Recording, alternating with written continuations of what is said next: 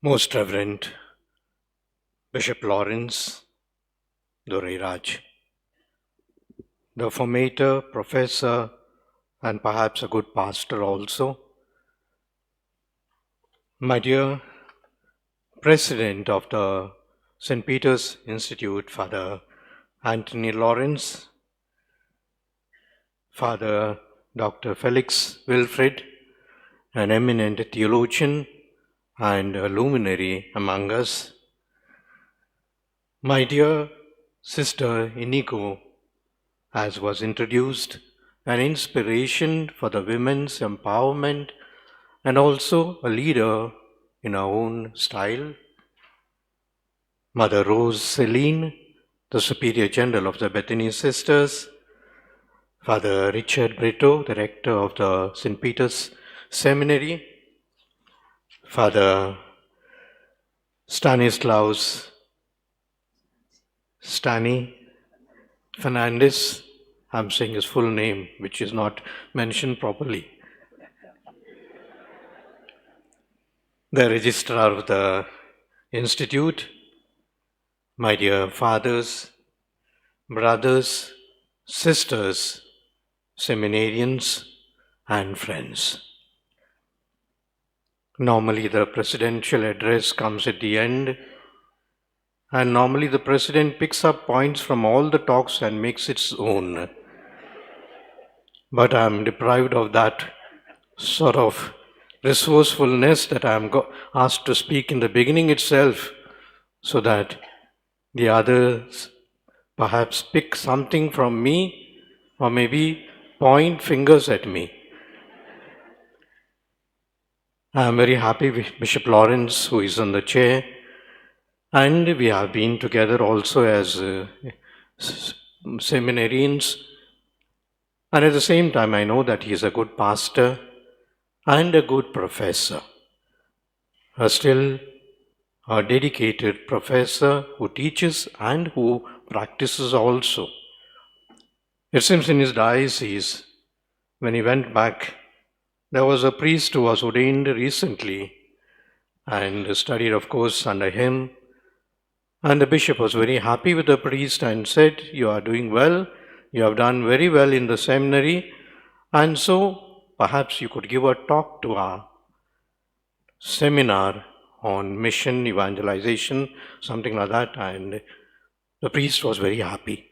The bishop recognized me so soon as one of the experts, and whole night he prepared, and the next day he came to deliver his talk. And he talked and talked and talked, and he thought it was very nice, and of course it was good. And then he went to the bishop and asked him, "How was my talk?" And the bishop said, "Your talk was very moving. Your talk was very soothing. And your talk was very fulfilling." And this man was in the heavens. He almost lifted his collar. And he said, "Bishop, wait, he said. I'm explaining to you. Your talk was very moving because did you see that many people were moving out of the hall?"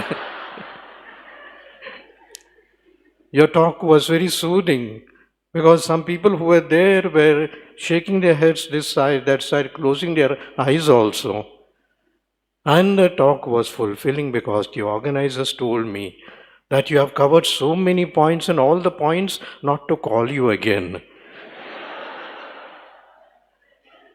I hope you won't say this to me because I've never been a formator in my life. I've always been perhaps a priest and a bishop, but something of formation rubs you somewhere, everywhere that you go. It's a beautiful topic that Father Lawrence has taken up as a seminar, as an enlightenment for all of us, the priestly and the religious formation. I see that Father Lawrence within a year has organized already 2 or 3 such national and international seminars on the synodality, on the laity, on the vocations of formation. That's very good.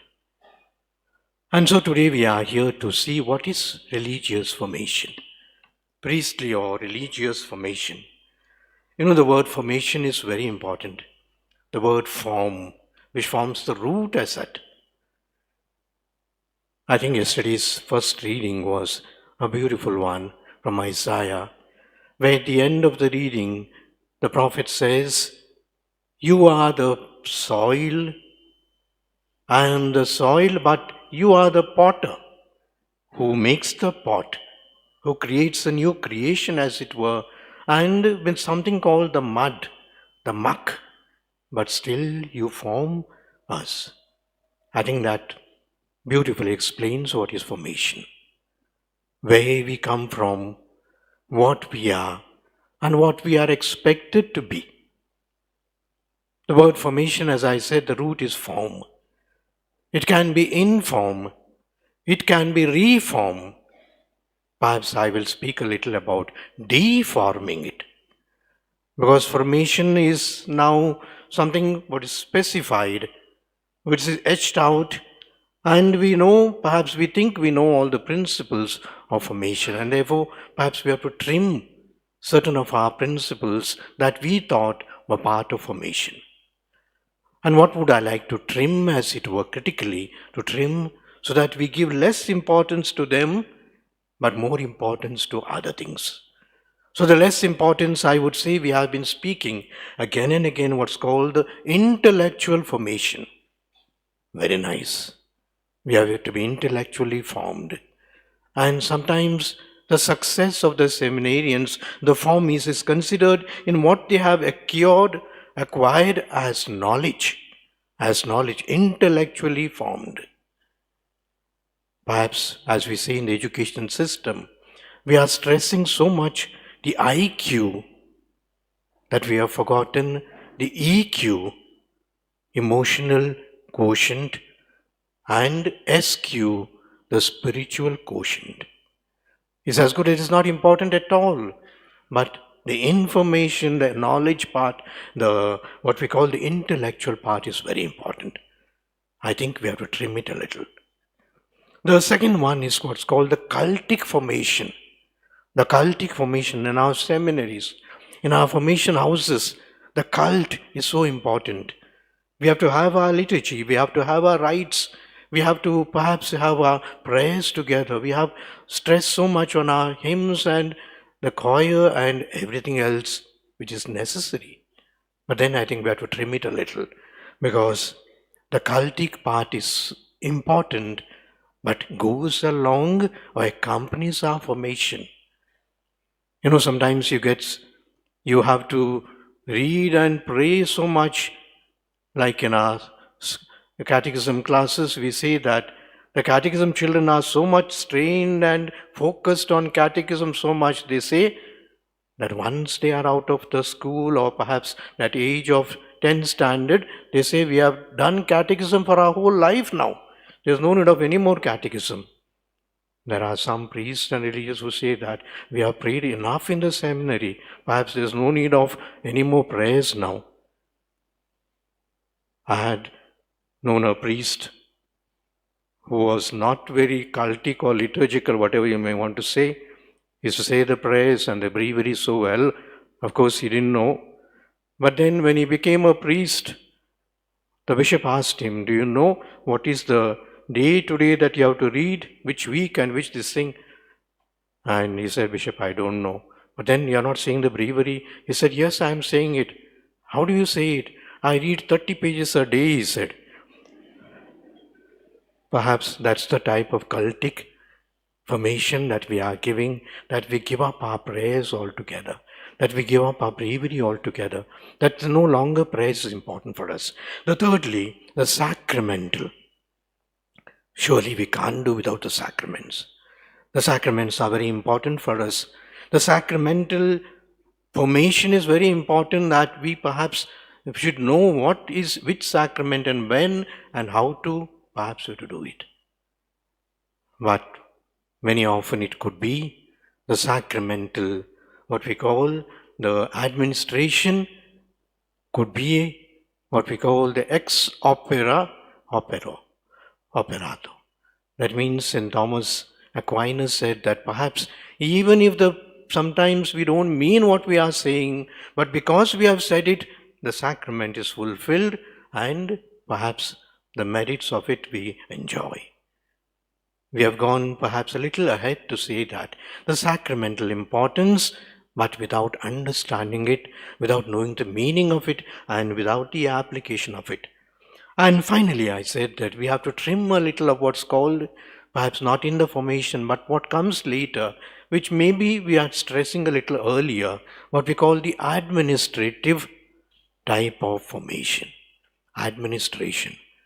Many of our priests, especially now, dioceses are spending more time in administration now. They are in charge of buildings, they are in charge of education, they are in charge of offices. We don't have time for the people. We don't have much time for the people today. Perhaps the administrative. And therefore, we have to trim these four. Perhaps, once again, I repeat, the intellectual, the cultic, the sacramental, and the administrative. But at the same time, perhaps we could add a little more to some other things in the formation that we may not have paid that much of time. And to speak in the modern language of the theology of the Holy Father, I would repeat once again the four things. Perhaps we could add a little more. The first one is called the synodal formation. The synodal formation. Perhaps you might ask, what is synodal? We have had small groups, meetings, and we sent our reports to Rome, and they had a meeting there. I think it was just an academic exercise. We had to do it. The priests were asked to do it. The convents or the religious houses had to send the report, and we sent a report about it. Perhaps a very good report also. But it didn't mean much to us. What is synodality? Synodality is taking into consideration the people who are sitting on the other side, not on the people who are speaking. The Holy Father says, listening to the others. How much in our formation perhaps we listen to our formees? It's as good as they don't know. I know much more than that. I'm the one who goes on pouring into their heads what is needed, what is necessary. It's not important for me to ask them whether what I'm giving is adapt, required, relevant. It's not necessary. So therefore, perhaps we have to focus also our training of formation on the other side to take the synodality and to train our future priests and religious also in this synodal approach, wherein we sit with the people, we talk to the people. It doesn't come on the pyramidical style of what we call from the top to the bottom, but from the bottom to the top. There was this sister who attended the synod in Rome, one of the sisters from Bangalore, Sister Lalita, and she told the religious and also priests the system that was adapted by the Holy Father. It wasn't a lecture system by which the Holy Father addressed, the cardinals addressed, but they were made to sit in a round table conference, as it were. We have seen some pictures of it, that at every table there were 8 to 10 people who talked to each other, who listened to each other, and that was the style. Perhaps we have to learn something from this synodal way of approach and formation. Secondly, I call it what's called the gratitudinal formation. I bring it a new concept, as it were. What is gratitude? You are grateful. Have you ever told any of our formies that be grateful for the vocation that God has given you, that God has called you, that God has perhaps chosen you out of so many people, of so many others that are there, that you are special? At the introduction, Sister told us, you are from the Isaiah, you are chosen from the womb. Even before you could be perhaps conceived in your womb, you have been chosen. Have you made it a realization for our formies, our priests and religious, to say that you have to be grateful? And gratitude brings up so much in us, not only the humility part, but also the part of unworthiness. I read a certain interview by our past cricket captain, Mahendra Dhoni. He says that I come from a small town. If you see the geography of India, mostly the cricketers come from Bombay, Bangalore, Calcutta, Delhi. You don't hear so much of the small places at all. That suddenly a person from Ranchi, which is still called backward, a place that is perhaps not considered much, that a person should be selected to play for India and become a great captain. He, in all his humility, says, I was really surprised that I was chosen. Because even in cricket, like in other this one, you need a godfather, you need influence, you need money to come up. But then I was chosen, and my heart was sank to say that I have to be grateful. And I have to prove that I am grateful, that I have gratitude is my greatest point. And that is what perhaps made me play my first match, my second match, my last match. Gratitude. Perhaps we have missed out this point. We have told our formies that it is, you have come here because you got 80 marks in your college, you have come here and you go up and up and up. I don't know where's the last point. We have told them that ultimately it is because of your merits, if because of your this one you have come up, not necessarily. Our vocation is a gift of God. Have you ever realized that this gift which we have to, it's a precarious gift which can fall at any time, perhaps like that St. Paul says we are holding something in a crucible. It might fall, it might crack. And we know the vocations today are very, very, perhaps, we can't say anything about them. So therefore, gratitudinal. And thirdly, I say incarnational. Our training, our formation has to be incarnational. Perhaps it's a big word. What's incarnation? God becoming man. St. Augustine says, God became man so that man could become God, or rather man could rise up to the level of God. That is incarnation. So therefore to take everything that is in us, to say that, to raise it up to the level of godliness, to say that, our formation, like our vocation, is a mystery. Is a mystery. It has the divine elements, it has the human elements. We don't take only the divine elements, we are not angels. We don't take only the human elements. We make it a human psychology and human, perhaps, theology as such. We combine.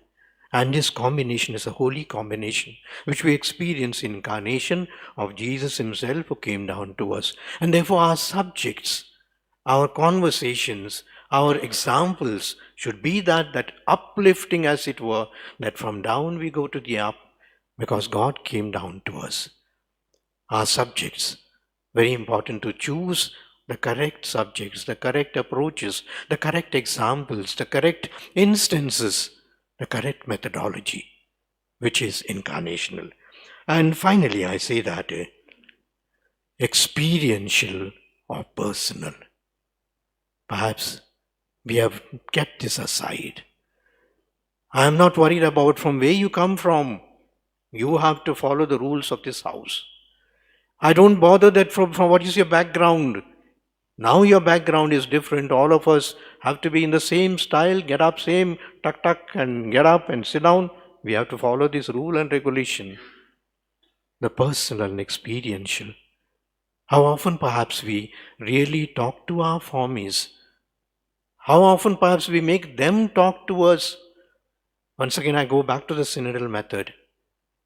The Holy Father, in one of his beautiful encyclicals that was brought out on the 160th anniversary of John Mary Vianney, he has got a beautiful 4-point that he gives, which is important for vocations, he says. And one of the things, surprisingly, he says, the pain, the experience of pain. He says the experience of pain is very important in our vocation. To live our past, to live our failures, to live our situations where we are humiliated. And therefore the Holy Father explains, first of all, on the part of the seminarians or perhaps the priests, to say that it's a painful life that we live. Perhaps it's easy for us to get our first vocational thoughts when we thought we would be high and high. But many of us, perhaps when we become priests and sisters, we say, what a life we have chosen. No one acknowledges, everyone criticizes us, everyone finds fault with us, from inside and from outside. Why did he ever become a priest? Why did I ever become a sister? But there lies the beauty of our vocation, that we experience the pain of Jesus, the agony of Jesus. And that is why perhaps the experience of pain. And a priest who has, a religious who has experienced pain, can understand the pain of the others. I can understand that why this particular child has come late today for school, because there is some pain. There is something, perhaps, it's not always carelessness, it's not always perhaps distraction. There is something behind. And that we have to understand. The experiential formation. And once again, I repeat these four perhaps, which we have to again perhaps put a little more content in that, as we reduced little more content in the first four that I said: the synodal formation, the gratitudinal formation, or reminding the students the form is again and again, especially, as you know, in the mode of Mother Mary's, what we call Magnificat, to bless and thank God that He has chosen us, that He has specially called us. The incarnational formation, in order to pick up from there. Perhaps we don't need the classrooms anymore we don't need to build more and more classrooms from our seminarians. Why don't we take them under the tree? They would understand much better the nature, they would understand much better the ants that they bite them there, but they might learn much more. Incarnational. And finally, experiential and personal. Take every person is unique. We are not a military of everyone, perhaps the marching same way, getting up same way, sitting up same way. Perhaps we have to do, we are forced to do it. But then treat each person with dignity. Each person is special. And in this way, perhaps we can also achieve information, or rather restart the formation, deform the formation, and renew our formation. Reform. Deform first and reform later. I leave these thoughts with you. I thank Father Lawrence and the other organizers for giving me this occasion to be presidential address. I hope I have not been too long. Forgive me. Thank you.